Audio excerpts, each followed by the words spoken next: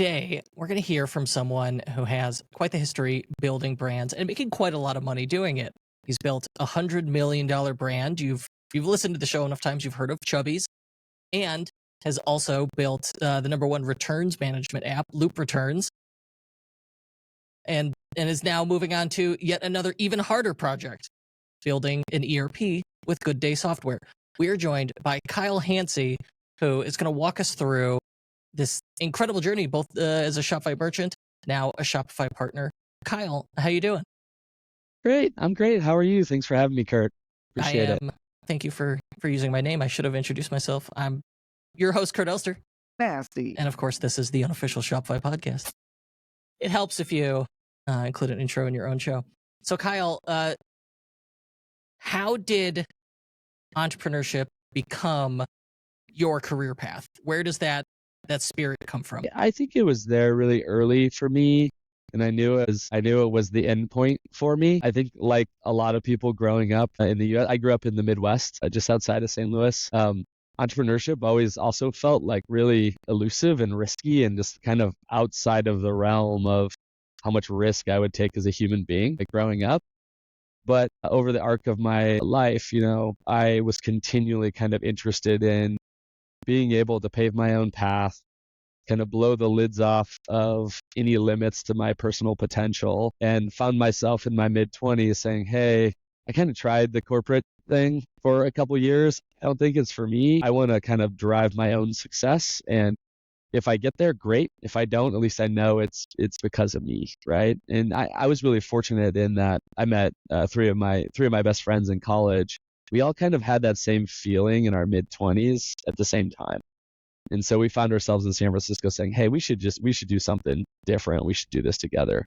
And that became Chubbies. And so I always tell people I had the easiest entrepreneurial onboarding ever, in that I did it with three of my best friends. And so every moment you had like a little ounce of doubt on like, oh man, this is pretty crazy or this is pretty risky, I had three really talented, hardworking folks saying, hey, no, like this is a great idea. This is a great plan. Let's push through and execute. So feel very fortunate. When the alternative to entrepreneurship is work 9 to 5 in a corporate environment for someone else, it sounds like that was the other option here for you. What was unattractive about that? And you said, I'm going to take the risk with the entrepreneurship path. All of the folks who are my old bosses that continue to be mentors to me today. There's something very real about the moment of creation for any business. The moment of creation for Chubbies was us realizing that in the men's apparel world, the way that these apparel brands talked to their consumers was not very authentic. It certainly wasn't how I showed up or engaged with my friends. And so the genesis of our opportunity there was like, hey, like we have these really unique, dynamic, funny, quirky relationships with each other. Like, what if we built a brand that kind of spoke to its audience? And that was really the original genesis of Chubbies. It didn't have much to do with apparel or this, that, or the other. It was more like, hey, we can bring this to life. This would be really fun to work on. Oh, okay. If that's what we're doing, then what are we actually building? And certainly in apparel, we felt like we had an edge and some interesting and unique. What inspires the idea for Chubbies? Chubbies known for selling short shorts for men. The genesis really was not like, let's go build a short shorts business. The genesis was, let's go build a brand that matters and is authentic for this audience.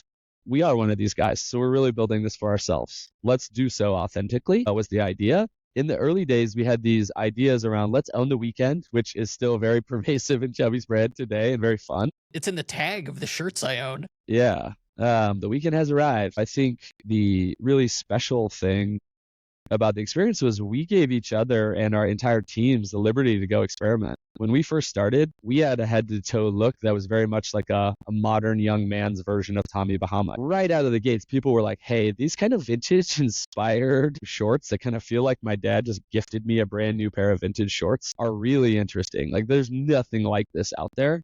We started to build just a brand, an apparel brand that mattered head to toe. It was very clear from day one. I was like, hey, this whole thing right here, these like shorter shorts are super interesting to us.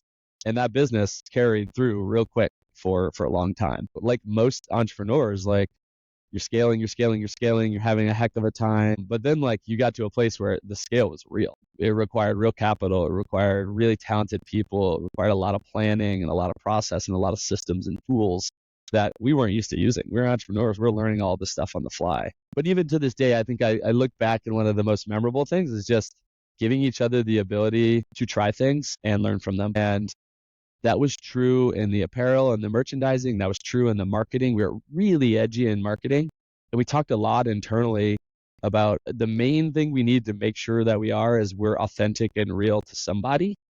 And we don't mind being polarizing. We're going to be pretty unapologetic about that. We're going to be really authentic to what we're building and why it's interesting to us. And we are welcoming to everybody. We want everybody to join, but if they don't want to, all good. And I think holding that line still today with the Chubbies brand is one of the things I'm most proud of. It's also $100 million brand. What do you think's like the one thing that enabled that? How did it become $100 million brand? A big difference between I sell some t-shirts online and I've built the next Tommy Bahama. In the early days, we were very marketing driven. Our edginess and differentiation was in the marketing and how we were selling online and distribution. Over time, as we started to see real scale, what became clear is we were going to have to become great operators in apparel, which is a whole different set of needs. Now, we were fortunate enough that my co-founder Rainer was ex-Levi's, ex-Gap, came from that world. That helps.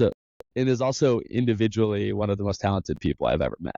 So for us, we had an unfair advantage in the world where we were all trying to teach ourselves how to become great operators in fashion, right? So as we hit kind of logical milestones in the business, I would say somewhere between 20 and 40 million in revenue, we hit real roadblocks that we had to work through operationally. That took years to figure out and required resetting and rethinking everything we were doing top to bottom.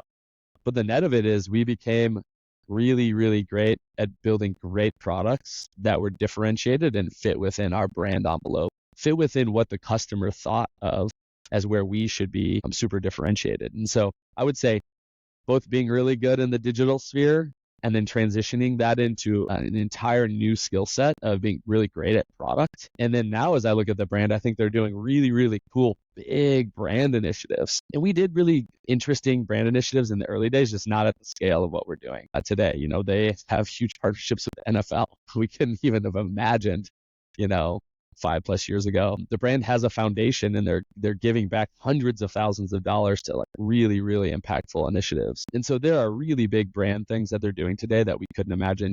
They're in every single Dick's Sporting Goods across the country and succeeding and thriving in that environment. Operationally, 6 years ago, we couldn't have handled that. And now they're starting to work through how to continue to build it at that scale. Looking back on it, what's the biggest challenge you ran into in scaling where you thought, okay, this is like we plateaued it, it's been a great run, but like this is it? We built this like internal culture and framework around not building towards perfection. We were not right 100% of the time. We were experimenting wildly and we were learning from our mistakes and moving quickly, always. Our biggest lessons were in and around this like become great merchandisers and apparel operators. And that was, okay, you've had some success in a shorter men's shorts. What do you parlay that into from a brand perspective? Swimwear was a really logical one. Holy cow, swimwear is already kind of naturally short. It's vibrant and fun, fits really well inside the brand. It immediately became half of our business. This overnight, it hit and it was amazing. Then the next logical extension was like, hey, we were kind of like doing a lot of work on the bottoms. Let's make a bunch of shirts. Now, we had not yet receive the permission from our customer to go be differentiated. We were not yet great at developing and bringing those products to market. So the V1 of that was just not as successful. And so we learned, we took some lumps there. New product categories in some of these directions can be really, really hard. A lot of what we've learned is, one, we needed to try it. We needed to learn. We needed to iterate and get better. And so now we've spent years doing that across all these vectors. But also we needed to widen what the brand meant to a larger audience. And I think as the team kind of continued to hack down all those things, we found opportunities. And you look at the business now today, and there's a large piece of it that's fully offline for the first 5 or so years, it was all direct digital. And now the team is just so much more well-rounded and attacking the market in a much more diversified and interesting way for the brand. I was in Shields in Springfield, Illinois, waiting for my car to charge when, imagine my surprise, they have like a whole section that's devoted to Chubbies. They like everything on display. It was really cool to see. Shields has been an amazing partner, and I think that's like a pretty good example of when you're a young operator in your mid-20s and direct-to-consumer digital brands are just being built. You got to remember when we started Chubbies, this was like 3 years off the heels of this starting to happen in general, right? Bonobos had just been created 3 years prior to us, and like it was really, really early when we started. We looked at these retailers and said, oh, that's a thing of the past. And what we learned over time is like, man, these retailers are really good operators. They're really, really great at building experiences that draw people in and centralize great products in their spaces. And so for us, as we became really great at making differentiated products, these became great places for us to have really big build outs. I mean, that experience at Shields for me is one of the best ways to experience our brand. Of course, we're supporting them, but they're really great at that. Really great at that. They support hundreds of brands in that same way. And they were a great early partner, took a lot of risk on our brand. We wouldn't be in some of the other big accounts we're in if they hadn't taken as much risk as they did. I know nothing about how Shields is run other than, having been a customer. And it's like a DTC mall in there. It's kind of fun. Like just walking around, the number of brands where I'm like, that's on Shopify. Oh, I worked on that one. Just walking around Shields is wild. It just from the outside looking in, it appears that taking those successful hot DTC brands like Chubbies and then bringing them in store was part of their merchandising strategy intentionally. I'm speculating. I think your instincts are right? This Shields is an employee-owned business based out of Fargo, North Dakota. And as such, all of the people inside of the business have like incredible agency. All of the leaders in the merchandising group, if they believe this is where things are going, they pursue it. And so I do think they're operating at a level that is in many ways different and superior to a lot of the people they compete with.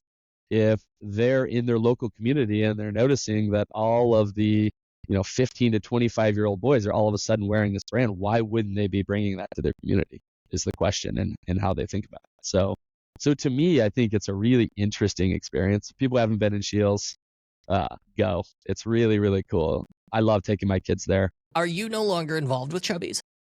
When we sold in 2021, we sold to a roll-up of disruptive D2C brands called Solo Brands, which we then took public. Solo Stove, Oru Kayak, Isle Paddleboards. The early part of 2022 hit. Things became pretty challenging pretty fast. I think I'm excited that Chubbies has been able to join that family of operators and really thrive. One of the, in Rainer has done, holy cow, just such an excellent job of navigating how to build an amazing brand. And it's kind of like next phase. But for me, I took a year off. And so as an entrepreneur, I kind of in my mind had said, hey, had this amazing experience with Chubbies. Also on the side, you remember we started Loop Returns back in 2016, along with John Poma and the Rocket Code team. Also big contributors to the Shopify ecosystem. And, I had a front row seat from the board there of Loop kind of growing up and thriving. I spent a year on the sidelines, or what I thought would be a year, got about 4 months into that and was like, whew, this is boring out here. I think I just am a builder. I want to be building a team. I want to be building an exceptional product. I want to be competing and winning every day. And quickly found myself on a golf course with Dave Wardell, my now co-founder at Good Day, talking about how we needed to bring disruption to this ERP world and how hard it was going to be and how excited we were about attacking it. And so I do think I learned a lot about myself in that quiet time, which was just that I don't like it. I want to be in the flow. I want to be in there competing, but it was really valuable time. I would like to think that were I to win the lottery, that I could just stay home and play PlayStation forever. And the reality is, by day 5, I would be bored out of my mind and crawling up the walls. It's a good thing to feel productive, isn't it? And to be making something. I grew up in competitive sports. I played college soccer. Like, I just really love competing. Almost like the more head to head it is, the more I love it. It's a big part of, as we looked at fully disrupting the ERP in Shopify, it was really nice to say, the market leader's clear. We need to completely unseat them and create a world that's not like a little bit better than their world. Create a world that's 10 times better. What's different about being on the app side of e-commerce tech than the direct to consumer side? Man, we carry so much empathy for these brands into every day. I always found myself as a brand operator being really frustrated with software providers, to be honest. And that was because I didn't feel like they were reactive enough or in it enough with us. I actually think Shopify does this best. And it's amazing to me that they do it at the scale they're at today.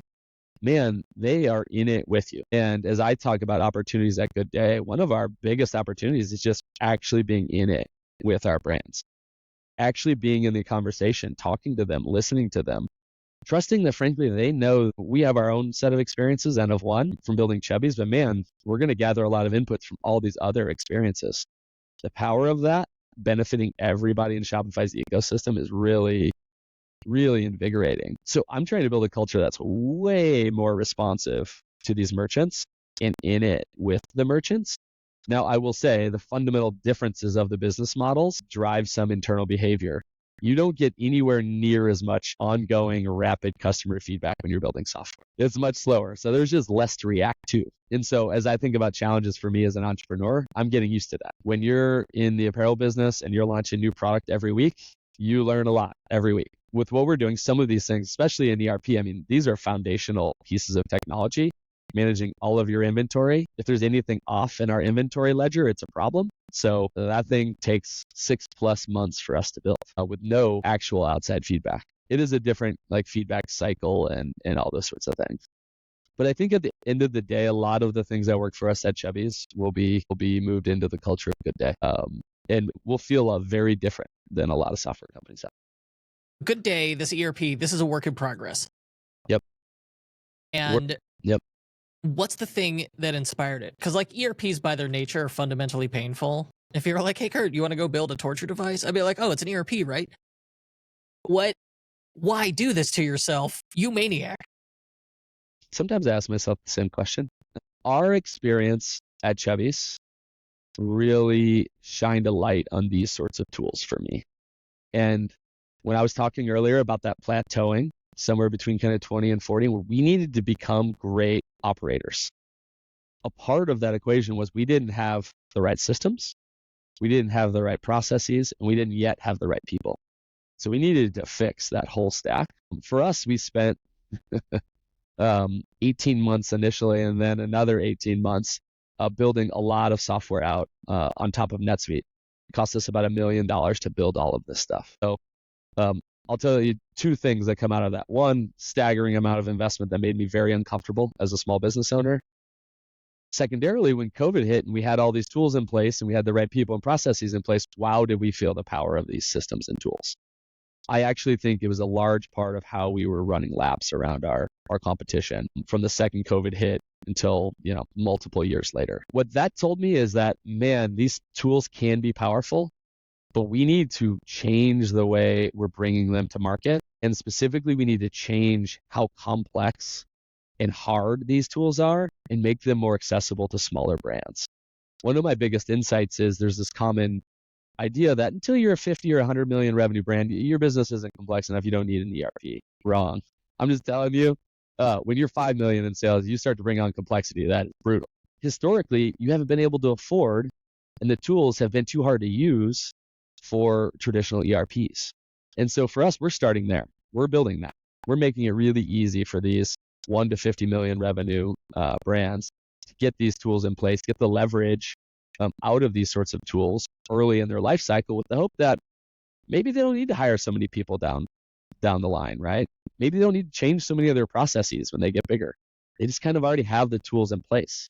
Now, the last point I think is really important is without Shopify in this and having built a lot of infrastructure and an ecosystem, I think this would be incredibly hard to accomplish standalone.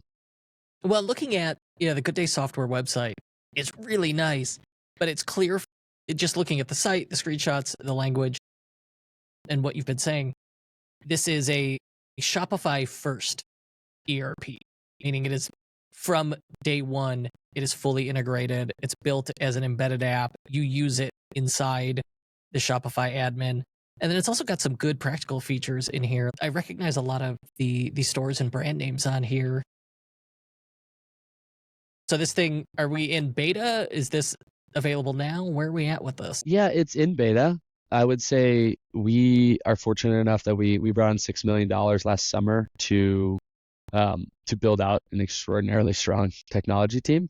And so we're working with about 25 brands who are really close to the fold. We're talking to each of them every week or two about their operational challenges and the things they need from us to help us inform building out the product itself. It's still in beta. Going into next spring and summer, I think we'll be at a place where we'll go to general availability. The early feedback from folks who are adopted is that, man, Good Day is really owning this moment of, I've built this really exciting brand. I'm looking out in the distance and saying, oh, if I keep going, I'm going to have to sign up for one of these traditional ERPs. But then Good Day is coming in and saying, hey, this doesn't need to be this hard. Let's get you out of spreadsheets. We're going to do this in the next 4 weeks. Our entire merchant success team is ex-brand operators. So we know all the data. Send us your raw data files. We'll put all of your data into the system. We'll hand it back to you inside of 4 weeks, and we'll begin to train you on how to use these different elements of the platform. And so I would say early, people are kind of blown away by the simple idea of just having data in a centralized, trusted place instead of across all these manual spreadsheets, across all these different functions of their business. And so simply centralizing and cleansing and making sure the data is correct is like a huge value prop for these companies, because then they can say, hey, we out of the blue, we had a wholesale account come in. Nordstrom wants to sell Chubbies next spring. Do we have enough inventory to do it? Right? Yeah, go to Good Day and take a look. You'll see all the inventory we have on hand. You'll see all the inventory that's coming. And so you can make these kind of really hard, complex questions pretty simple, right? You can get the inputs to those questions pretty simple. I also think that when you zoom out and you ask yourself, for these brands that are in this environment now where venture capitalists and others are not coming to invest in their companies, they have to build profitable businesses earlier in their life cycle. One of the areas that's the hardest to get right is your product, your inventory investments, the margins of your product, et cetera. And so we're spending almost all of our time in making that part of the pie much, much more optimized. There's a lot of folks biting off the marketing stack. For us, we're really zeroing in on your inventory investments. Who is this right for? The target for us is that we want to be between 70 and 80% reduction in total cost of ownership relative to traditional ERPs. So it's not an immaterial reduction. That's a design challenge for me as a CEO to our team. We need to build something that's easy enough to implement and powerful enough for these brands that we can take a massive amount of market share in this space. My instincts are just like Shopify 10 years ago. If we can be huge change agents for these brands and help them grow and get there, the brands we're bringing on at 5 to 20 million in revenue today will be 100 5 to 10 years from now. For folks who are under 10 million in sales today, we set them up for $1,000 a month. Really simple, no implementation fees, none of that sort of stuff. As you get up to 20 million, it becomes 2,000. In a traditional ERP, you have a subscription cost. You have an implementation cost that's sometimes 50 to 100% of the software cost. You have ongoing maintenance costs just to keep it working. And then you have ongoing data connectivity costs. Every time you want to connect a new data source into your data, it's going to cost you another 10 to 15 grand. And so for me, having built out a huge instance on top of NetSuite and rode with it for a long time, we're creating a world where we're in-housing a lot of those extra dollars. The other leg of the stool on our internal design challenge, make sure that our brands don't have to access outside engineers to build anything operational. Connecting new data sources, our responsibility, right? Implementing, our responsibility. It's very much a Shopify mindset, right? Of course, people do Shopify migrations and their service providers, and we'll figure out those business models. But on day one, we're in-housing all of that stuff. and just making it dead simple, and very merchant friendly. In my head, like I'm hoping for Klaviyo for ERPs. And I know investors hate when you go like, it's X for Y. I don't care. Right. And I'm hoping for Klaviyo for ERP. I think that that's an interesting way to think about it. I would think of it more like Shopify 10 years ago relative to Demandware is Good Day today relative to NetSuite. You've been doing this so long. I think you've probably been involved in Shopify and e-commerce longer than I have. Because like what, 15 years you've been at this? How's the industry's changed overall since you started? All of these brands growing up on Shopify as digital disruptors, digital challengers to incumbent brands are learning that at the end of the day, they're brands, and the channels where they sell and all that stuff are how they operate. But at the end of the day, they're brands. And if they want to have a really special brand, they have to have market share as a brand. And so I do think that the thinking around that has evolved. And again, you got to go put yourself in the mindset of 5 to 7 years ago where digital was like the only thing. This was a world where Chubbies was saying no to any wholesale interest based off of principle alone, right? So I would say in general, that has obviously evolved to me. I think for the good, for the long term, also, the brands are really focused on building sustainable, long-term resilient brands. And that started about 2 years ago out of necessity. The consumer got tougher, and anybody who might invest extra dollars in this world left. I think when you zoom out 10 years from now and look back, you're like, wow, all of these brands really got smart. The operators got really smart. They started building profitable businesses that now will be around for a much longer time. And so I think that's really, really good. And then the last one I will say with Shopify is just, man, Shopify's promise 10 years ago continues today. They're bringing an insane amount of value direct to merchants and helping these merchants both create their businesses and then scale their businesses. That's why part of why we're building so close to them.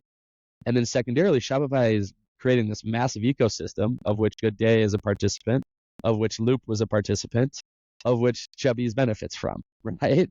And I think to imagine a world where Shopify wasn't such a positive contributor to that partner ecosystem seems like impossible to me. Like they've held so true to that for the last 12 years that I am betting a lot of Good Day's future on the fact that that will continue. And they're going to continue to just center the merchant and say whatever is best for this merchant, getting them from A to B is what we're going to do. And so to me, I think that has really remained the same and has been a continuous kind of powerful force in the marketplace for sure. I love that.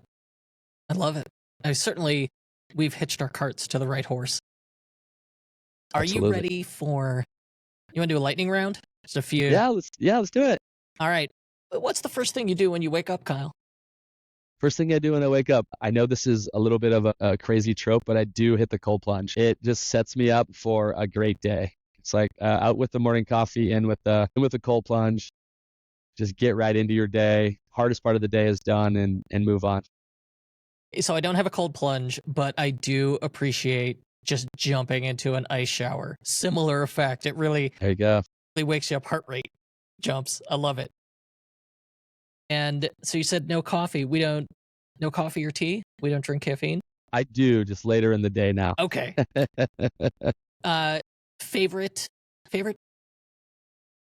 book. The first one that came to mind is just because I've been thinking about it a lot lately is Marc Randolph's book, That Will Never Work. And it connects back to this conversation about entrepreneurship. I've been talking to a lot of young entrepreneurs recently, and my primary thread of advice is just start building. Really smart, competent people oftentimes don't trust themselves enough, and they get caught up in the process of just starting. And they write business plans and rethink business plans and do all of this work when really they should just start. Build the product, let your product or service collide with real humans, and then you'll begin the learning process. Mark was a board member for us at Chubbies, so we were really fortunate to have him involved. And he taught me that, and I think I take it on myself to try to spread that mission because I think it's so powerful at a base level. Just start building. Yeah, a lot of people, they're looking for the sign. They're looking for permission. Kyle just gave it to you. Please just try. You may not succeed, but you'll learn a lot.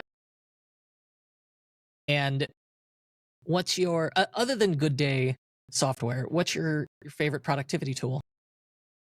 Favorite productivity tool. This may be a little controversial. I just like a pen and paper. Oh, I love it.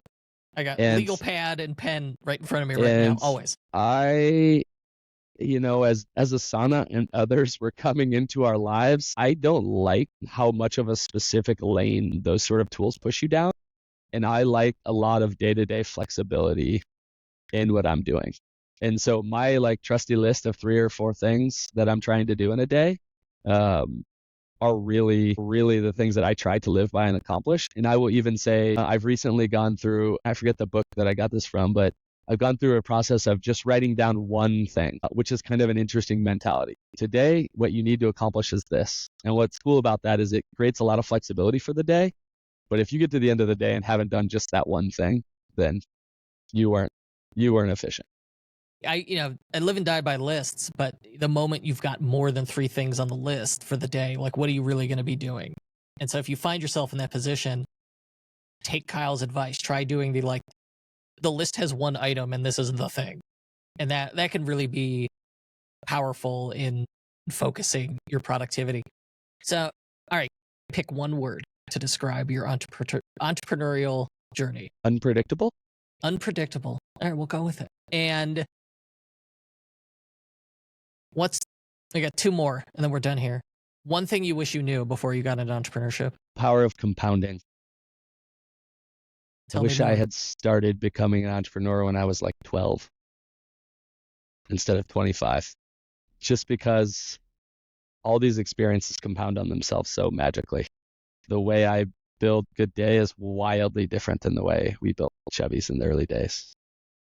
And I would just have more at bats. I've always fantasized. It's like if I had the knowledge I have now 20 years ago, wow, would things be different? But you can't, without a time machine, we can't operate like that. But I think it's an important thing to acknowledge that like if your instinct is telling you to do something, maybe just do it as opposed to wondering about it years later. Well, Chubbies was all about the weekend and relaxation. I want to know, what do you do to relax these days?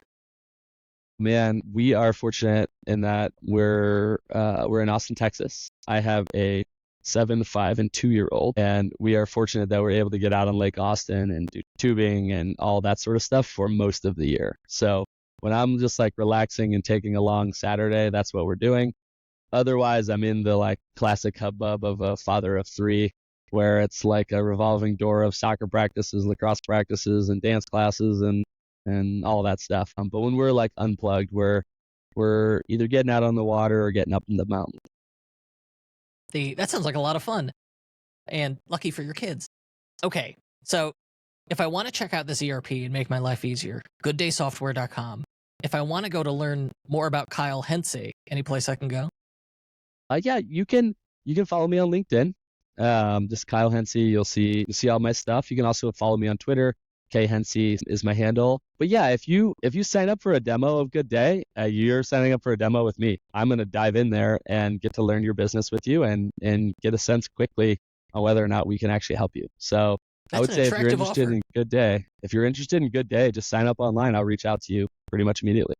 That's cool. Yeah, Kyle Hency, gooddaysoftware.com, and a former CEO of Chubbies and co-founder of Loop Returns. Just an incredible career. Thank you for sharing the journey with me. I appreciate it. All right. Awesome. Thanks, Kurt.